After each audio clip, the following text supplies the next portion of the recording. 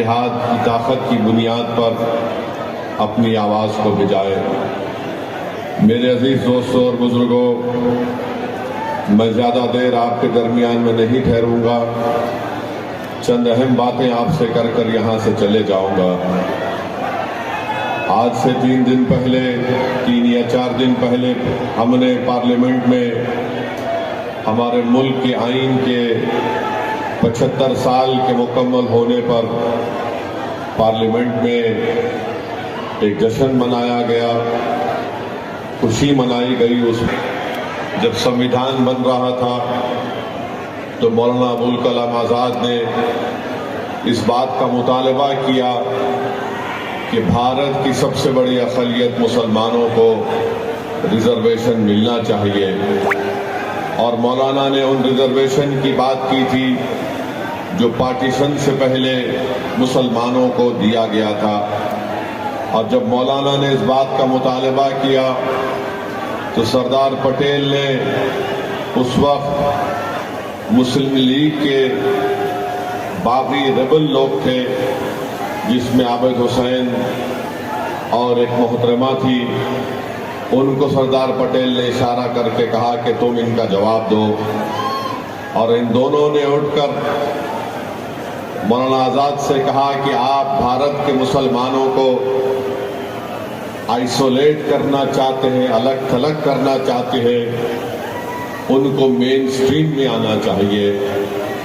मौलाना आज़ाद ने उस वक्त एक तारीखी जुमला कहा था कि ये भारत की जहां पर संविधान बनाया जा रहा है, ये मेरे लिए एक नया कैद खाना बन गया।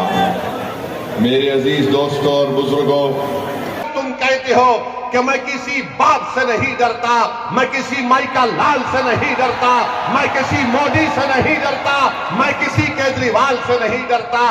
उसको अमली जामेनामा कैसे पहनाएंगे? सिर्फ नारा लगाने से तुम खुश हो जाओगे नहीं, तुमको जाकर अपने वोट का सही इस्तेमाल करना पड़ेगा। और सही इस्तेमाल मुस्तफाबाद में पतंग के निशान पर ताहिर हुसैन के लिए, उन तमाम मजलूमीन के लिए इस विधानसभा बिल्कुल कहूंगा। और वैसे भी ये भाजपा के जो छोटे मोटे नेता हैं, इनके ऊपर हम दखल देते नहीं है, बहुत ज्यादा अहमियत इन्हें देते नहीं है। मुझे पूरा यकीन है कि कानून ये कहता है कि जब तक तुम्हारा जुर्म साबित नहीं होता है तब तक हर इंसान बेगुनाह है। यकीनन आज हिंदुस्तान, और ये यकीन दिलाना चाहता हूं कि आपके साथ कोई हो ना हो, आपके साथ अल्लाह है और आपके साथ पूरी ताकत के साथ मजलिस इत्तेहादुल मुस्लिमीन खड़े रहेगी। ये इतने सारे जो लेकर आए हैं ना, ये सुनने के लिए आए हैं कि असद साहब कैसा ताहिर हुसैन को टिकट दे दिए।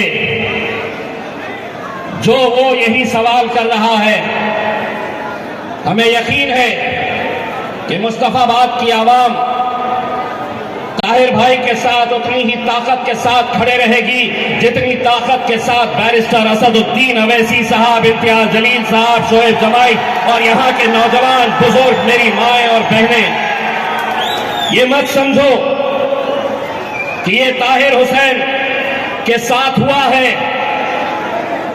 कल मेरा भी नंबर आ सकता है, कल तुम्हारा भी नंबर आ सकता है। बड़ा सोच समझ कर ये फैसला किए हैं और हम पूरा यकीन के साथ ये कहते हैं कि ये नौजवानों की जिम्मेदारी है कि इंशाअल्लाह ताहिर हुसैन साहब को यहां से जीत कर दिलाना ये आप लोगों की जिम्मेदारी है।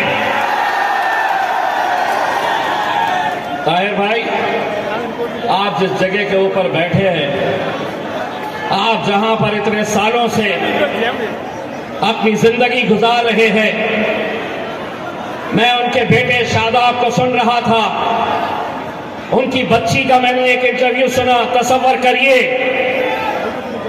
किसी के भी घर में यह हो सकता है कि एक बाप जेल में है,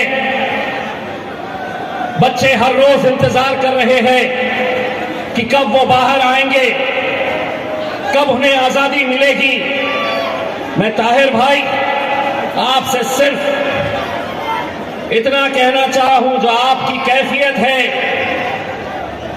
और इंतजाम चाहते हैं मुस्तफाबाद में, उनको अपनी आवाज को भिजाना पड़ेगा दिल्ली के विधानसभा में, लड़ना पड़ेगा तुमको।